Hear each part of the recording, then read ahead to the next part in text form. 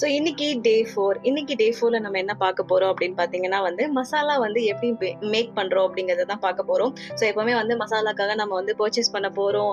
அதுக்கப்புறம் மசாலாக்கு இந்த பேக் பண்ணி அனுப்புறதுக்கு இந்த பொருட்கள்லாம் தேவை. இப்படிதான் நம்ம வந்து வீடியோ போட்டிருக்கோமே தவிர மசாலா வந்து எப்படி மேக் பண்றோங்கிறதே நம்ம வந்து வீடியோ போடலையே அப்படின்னு சொல்லி எனக்கு தோணுச்சு. ஸோ இந்த வீடியோ வந்து த்ரூ அவுட் வந்து மசாலா வந்து எப்படி மேக் பண்ண போறோங்கிறத பத்தி மட்டும்தான் இருக்க போகுது.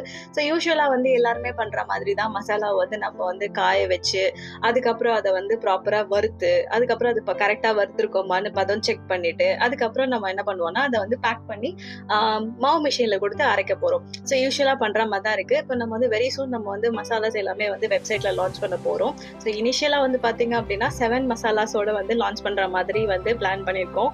ஸோ மசாலாஸ் எல்லாமே வந்து அரைச்சி பேக்கிங்க்கு இப்போ ரெடியா இருக்கு. ஸோ 2-3 நாள்ல வர வீடியோல நான் கண்டிப்பா என்னைக்கு லான்ச் பண்றோங்கிறத நான் அப்டேட் பண்றேன். So stay tune for day 5.